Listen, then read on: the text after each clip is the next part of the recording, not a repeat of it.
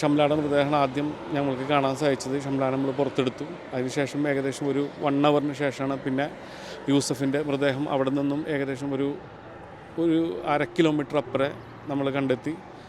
അങ്ങനെ അതും നമ്മൾ എടുത്തു. പിന്നെ ഇപ്പോൾ അതിൻ്റെ പ്രോസസ്സിങ് കാര്യങ്ങളൊക്കെ ഇപ്പോൾ അതിൻ്റെ ഡോക്യുമെൻറ്റേഷൻ വർക്ക് കാര്യങ്ങളൊക്കെ വളരെ ഫാസ്റ്റായിട്ട് നടന്നുകൊണ്ടിരിക്കുന്നുണ്ട്. ഒമാനിലെ ബർക്കയിൽ വാദിയിലകപ്പെട്ട് 2 മലയാളികൾ മരിച്ച സംഭവത്തിൽ അതിൻ്റെ രക്ഷാപ്രവർത്തനങ്ങൾക്കൊക്കെ നേതൃത്വം നൽകിയതും അതുപോലെ ഈ മൃതദേഹങ്ങൾ ഷാമില ലുബിഷാദ് എന്ന് പറയുന്ന ഈ സംഭവത്തിൽ മരിച്ച അവരുടെ മൃതദേഹം പുറത്തെടുത്തതൊക്കെ ഈ KMCC പ്രവർത്തകരാണ്. ഇദ്ദേഹമാണ് അതിനൊക്കെ നേതൃത്വം നൽകിയത്. എന്തായിരുന്നു മൃതദേഹം പുറത്തെടുക്കുമ്പോഴുണ്ടായിരുന്നൊരവസ്ഥ? ഞങ്ങളെ സംബന്ധിച്ചിടത്തോളം വളരെ ദുഃഖത്തിലും പ്രയാസത്തിലും നിറഞ്ഞ ഒരു സമയത്തിലൂടെയാണ് കടന്നു പോകുന്നത്. ഇതുവരെയും ഞങ്ങൾ കാണാത്ത രീതിയിലുള്ള കാഴ്ചകൾ ഇന്നലെ ഒരു രാത്രി ഞങ്ങൾ ഇവിടെ കാണേണ്ടി വന്നു.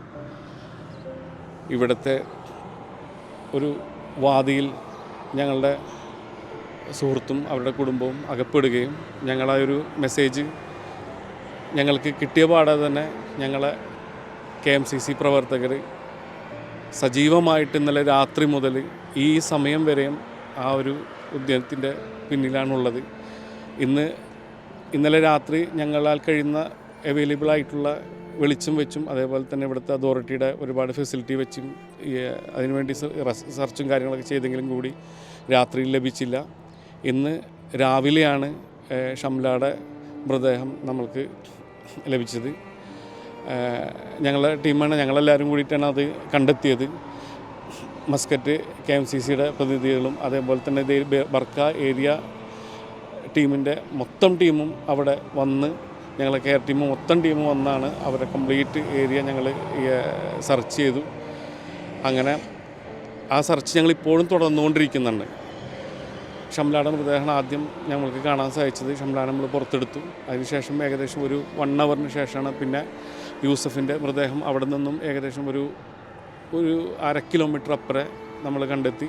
നാട്ടിലേക്കാണ് മൃതദേഹം അയക്കുന്നത്. അവിടെ കബറടക്കം നടത്താനാണ് ഉദ്ദേശിക്കുന്നതെന്നാണ് കുടുംബാംഗങ്ങൾ പറഞ്ഞത്. അപ്പോൾ ആ തരത്തിൽ ഉള്ള നിയമ നടപടിക്രമങ്ങൾ അത് ഏതുവരെയായി? ഷംലാടെ മൃതദേഹത്തിൻ്റെ പ്രോസസ്സിങ്ങാണ് ആദ്യം നടന്നുകൊണ്ടിരിക്കുന്നത്. അതിൻ്റെ ഡോക്യുമെൻറ്റേഷനൊക്കെ ഏറെക്കുറെ ഞങ്ങൾ കംപ്ലീറ്റ് ആയിട്ടുണ്ട്. ബർക്കയിലെ ഈ അപകടത്തിൽ മരിച്ച 2 പേരുടെ മൃതദേഹം നാട്ടിലേക്ക് അയക്കാനുള്ള തീരുമാനത്തിലാണ് ബന്ധുമിത്രാദികൾ എത്തിയിട്ടുള്ളത്. അതുപോലെ തന്നെ അതിൻ്റെ എല്ലാ പ്രവർത്തനങ്ങൾക്കും അതിൻ്റെ എല്ലാ സന്നദ്ധ പ്രവർത്തനങ്ങൾക്കും നേതൃത്വം നൽകുന്നത് KMCC പ്രവർത്തകരാണ്. നിലവിലെ സാഹചര്യത്തിൽ ഷാമിലയുടെ മൃതദേഹവുമായി ബന്ധപ്പെട്ട് അതിൻ്റെ പ്രോസസ്സിങ് കാര്യങ്ങൾ, നിയമപരമായിട്ടുള്ള നടപടിക്രമങ്ങൾ അതാണ് ആദ്യം പുരോഗമിച്ചുകൊണ്ടിരിക്കുന്നത്. യൂസഫിൻ്റെ മൃതദേഹം നാട്ടിലേക്ക് എത്തിക്കാനുള്ള നടപടിക്രമങ്ങൾ പുരോഗമിച്ചുകൊണ്ടിരിക്കുകയാണ്. യൂസഫിൻ്റെ മാതാവ് റംലയ്ക്കായിട്ടുള്ള തിരച്ചിലുകൾ തുടരുകയാണ്.